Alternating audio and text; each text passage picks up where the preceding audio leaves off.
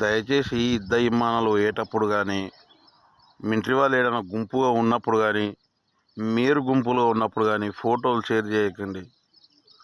మీకు ఇంకా అర్థమైతలేంది ఏంటంటే, జనాలు ఏడ పడితే ఆడ గుంపులుగా జమ అయినప్పుడు కానీ, ఏడన్నా మనం ఫంక్షన్లు జరిగేటప్పుడు కానీ తప్పకుండా అవి ఫోటోలు తీసి పెట్టకండి. గ్రూప్లలో కానీ, సోషల్ మీడియాలో కానీ ఏడ పెట్టకండి. మీరు కూడా చిన్న చిన్న యూట్యూబర్లు కూడా మా వద్ద ఇన్ని మిషన్స్ ఉన్నాయి, ఆడ అన్నీ వేస్తున్నాము, వాళ్ళని ఇది చేయనికే టార్గెట్ చేయనికే అట్లా ఇట్లా అని చెప్పి మీరు ఎక్కువ ప్రచారం చేయకండి అబ్బా.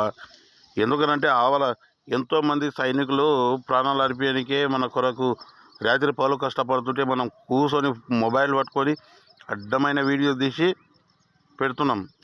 మనం అట్లా చేయడం వల్ల మన దేశ దేవుళ్ళని మనమే పట్టించినట్లయితుంది. ఎందుకంటే మనం ఏడుండడో కంప్లీట్గా తెలిసిపోతుంది వాళ్ళకు.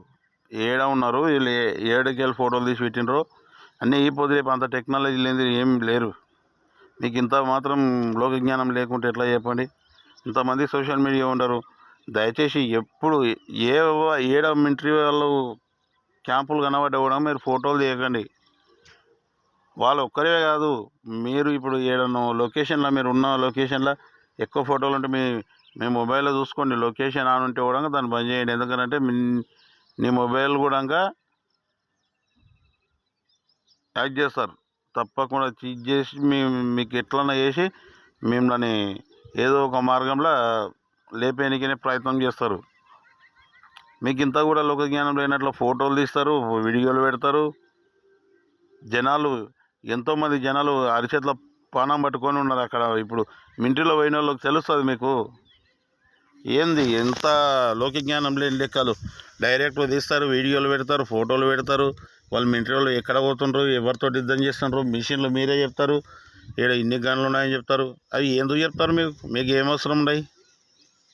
యుద్ధం స్టార్ట్ అయినప్పుడు దాని దమ్ముండి ఎదుర్కొనేటప్పుడు తెలుస్తుంది ఎట్లా ఉంటుంది వాళ్ళ సిచ్యువేషన్ ఏంది అనేది. ఏం తెలియకుండా ఇంట్లో కూర్చొని సోషల్ మీడియా పెట్టుకొని దాన్ని ఇది ఒకటి అది ఒకటి అని ప్రచారం చేసుకుంటూ కూర్చుంటారు. ఇంత జ్ఞానం లేదా మీకు?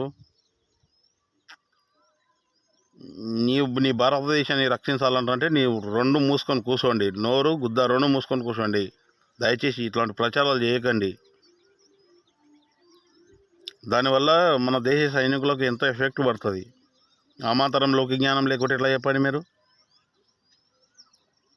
దయచేసి ఎవరు ఫోటోలు షేర్ చేయకండి. ఏదైనా గుంపులు ఉంటే కూడా దయచేసి చూసి ఉండండి. మీకు ఇంతకన్నా ఎక్కువ ఏం చెప్పలేను.